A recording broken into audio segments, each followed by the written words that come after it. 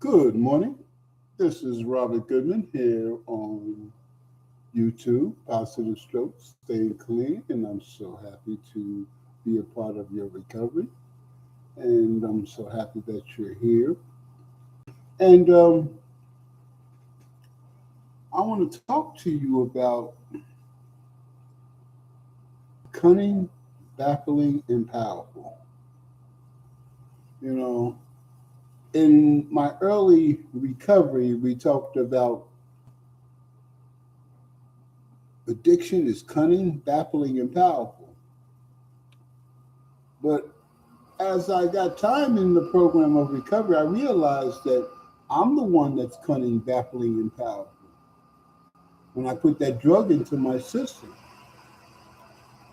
because when I put that drug in my system, I fooled myself. I duped myself.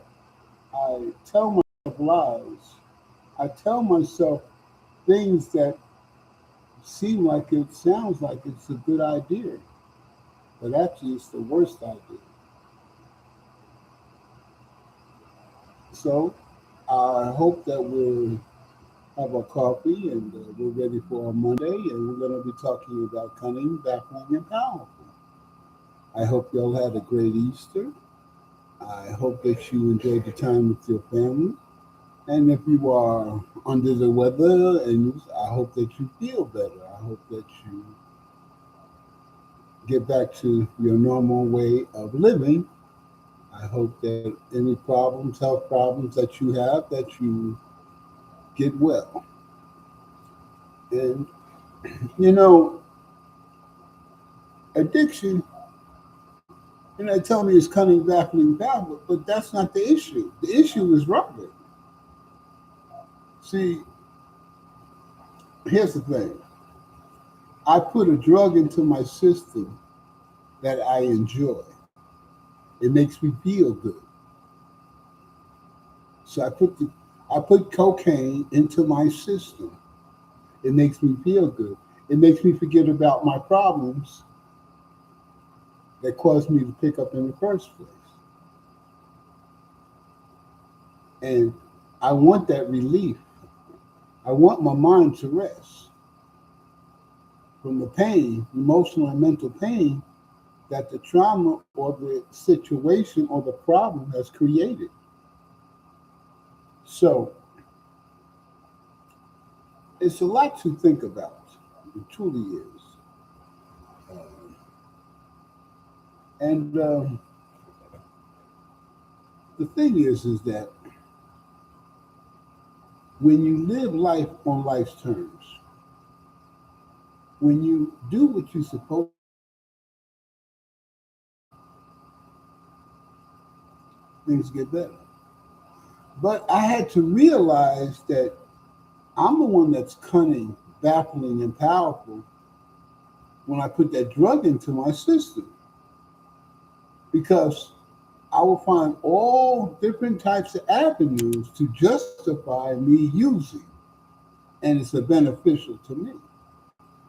So the cunning, baffling, and powerful is me. It's me. It's nobody else. It's me. And that is totally sad. That is totally sad. Um, and it hurts to finally realize after years of recovery that I'm the one that's cunning, baffling, and powerful. See, I learned that I have to pay attention to Robert because I can do the most damage to myself. The program of recovery teaches me to live life on life's terms. So, by me living life on life's terms, then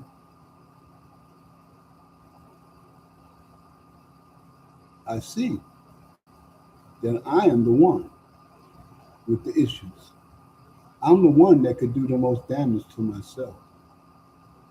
I'm the one that conned myself and duped myself in my act of addiction. I'm the one that lived in active addiction for 40 years. I'm the one that looked at things in the wrong way, caused me to act a certain way. I'm the one did not want to face my fears and my past traumas and situations to be a better person. Something to think about, isn't it? It is truly something to think about. So, here's the thing. Here is the thing. I realized that I have no control over nobody else. I have no control over people, places, or things. But if I don't pay attention to Robert, I won't have no control over Robert. Do you really understand that?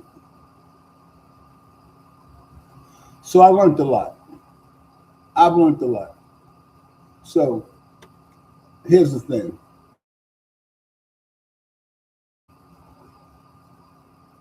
We don't care how you come in. We don't care if you're homeless, you haven't taken a bath in a year. We don't care.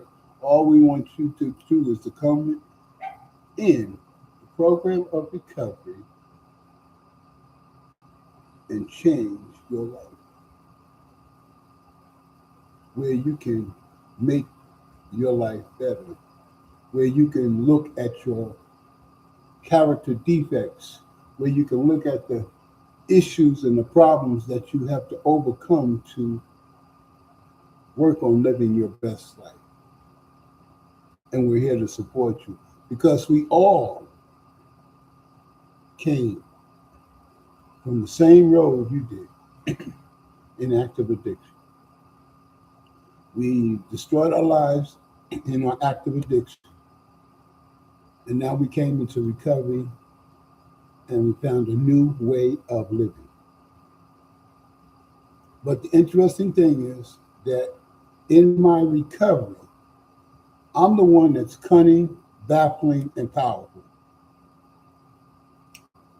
I'm powerful because I can dupe myself and cause myself emotional, mental, and physical pain by the choices I make.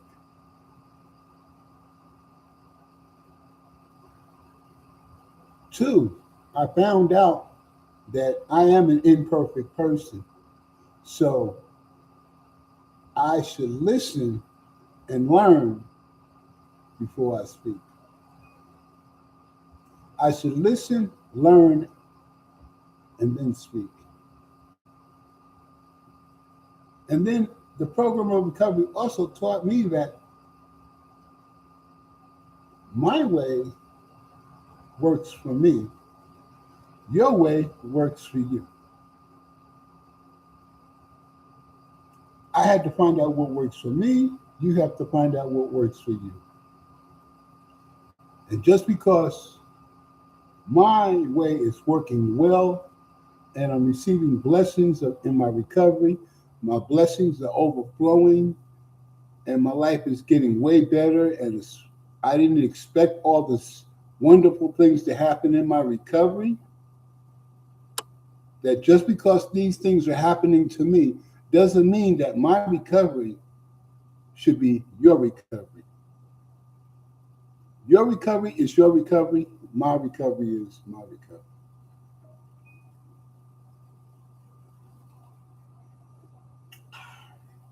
You know, ain't nothing like a good cup of coffee in the morning to wake up the cobwebs. But let me get back to it now. Cunning, baffling, and powerful. So when I realized that I could be cunning, baffling, and powerful, and I can dupe myself into believing something that is not true because I feel a certain way, then I've learned that I have to pay attention to my actions, my feelings, and my emotions. and ask myself, why do I feel this way? Why do I feel so about this situation? Why do I stand tall in choosing this course of action? And that is entirely up to the way I perceive things. And by me realizing that I'm an imperfect person, then I don't really have the right to tell somebody else how to conduct their life. Because I don't know all their facts. I don't know their entire situation. I don't know. So each individual has to find their own way. And in recovery, the only thing I can tell you is don't pick up, don't use, because it will send you back down that rabbit hole. That I can tell you. But you have to figure out what works for you and understand that you are cunning, baffling, and powerful, that you can dupe yourself and con yourself and make bad choices. So when you realize that and you understand that, then you listen more and you learn more so you make less mistakes. I guess that's how it works. I mean, on a real tip, think about it. Think about it. God has blessed you far beyond my dreams by doing the next right thing. And my belief in living is that when you do the right thing, you're going to get blessed. When you do the wrong thing, you're not going to get blessed. You're going to have problems and issues, and it's going to take you a while to solve the problem that you created. Last but not least, before I leave on this Monday, I want to thank y'all for being a part of my recovery. I've had an opportunity to look at a lot of people's posts over the holiday, and y'all have really moved me in my recovery and gave me some wisdom and understanding. And that's how the program of recovery works. You share, I share. I learn from you, you learn from me. I can use that, but I can't use that. So I'll leave that at the meeting. But I'll take that with me and put it in my playbook, put it in my book for recovery. And that's how the program works. The program lets me know that Robert is an imperfect person. He makes mistakes. Recovery taught me that I am baffling, cunning, and powerful because I've manipulated and duped myself so many times in my active addiction that caused me to be out there for 40 years. So I learned. I learned the hard way. So I want you to realize that recovery is a lifestyle, and we're constantly learning.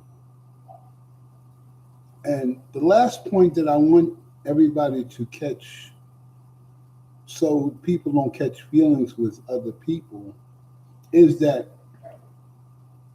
when somebody does something to hurt your feelings or feel like they did something wrong against you or you felt that you should be a part of, it has nothing to do with you on their decision making. See, we get wound up in people's decision making thinking that it's directly has to do with us, but it has nothing to do with us. That's the way they see the situation. That's the way they see the issue. That's the way they handle the situation in the manner that they see fit. And it has nothing to do with you. Sometimes people don't want to see you, excuse me. Sometimes people do not want you to see them hurting or going through some things. They have love and respect for you, and they feel ashamed of their situation and what they're going through, and you're doing good, and it kind of makes them feel a certain way. So they're trying to get themselves together, and they have something to be proud about being next to you. And that's the way it is. So that's a part of life. A lot of things that have done to me, people done to me, it had nothing to do with me. I felt like it was meant for me, but it wasn't. It was meant because of the decision that they made, that they felt that it would benefit them and make their situation better. And it had nothing to do with me and my feelings. And that's where we learn not to allow things to live rent-free in our head that has nothing to do with them. You know, it's just like there are people that don't like me. And I know they don't. I truly do. I know they don't like me. I know they rather not say nothing to me. Some people rather that they would like to hurt me. And that's the way they feel. You know? And that's a part of life. I don't allow them to live rent free in my head. For the reason they don't like me and the reason why they act the way they do, that's on them. That's not on me. So I don't take that negative energy and live it in my mind. I let them people go and give it to a power greater than me, which I choose to call as God, and allow him to deal with it. Because I'm not going to allow stuff to live rent free in my head. Things that I don't have control over, I give it to a power greater than me. The things I do have control over, I work on changing. But the things I don't have no power over, I give it to a greater power. Because I can't change it. I can't make it better. So I give it to somebody else, or I give it to God, which I choose as my higher power, and leave it in God's hands and let it go. And I continue on living my best life. I don't worry about what people say about me or what they do. They have the right to make a good decision or a bad decision, and you hear me say this all the time. But if it's not in line with the way I live my life, then I don't associate with them. My life. That's the way I stay clean and sober. That's the way I live my best life. But if they're doing something that's working for them and I disagree with that lifestyle, I'm not mad or upset. I'm happy that you're living your best life the way you choose to, but it's not the way I want to live mine. And last but not least, I want to talk about is that ask yourself this question. How do you know the decision that you made is the right decision for everybody else to follow? Ask yourself that question when you want somebody to fall in line with your thinking and your way of living. How do you know that your way is the best way with somebody else? I know my way is the best way for Robert, but I don't know my way is the best way for you because I don't get up in the morning with you. I don't sleep. I don't go through the things that you do. I haven't walked 1,000 miles in your shoes. I've not experienced none of the things that you've experienced. I've experienced some of the things that you've experienced, but I haven't experienced all the things that you've experienced. So how can I make a sound decision on the way you should conduct your life? Another person knows the pain they've experienced. Like in my active addiction, I know what I did in the 40 years. As the years go on, even some things that I forgot about, they pop back up, and I look at myself and I have more humble. I'm more humble about myself because of the choices I made. I made a lot of bad choices for 40 years. So if I made a lot of bad choices for 40 years, then I don't think I'm so inclined to saying that my way is the best way. That's why I say you have to find out what works for you. You. And don't allow nobody to live rent free in your head because they choose to feel a certain way about you or act a certain way towards you. That's on them. That's not on you. Don't allow them to live rent free in your head.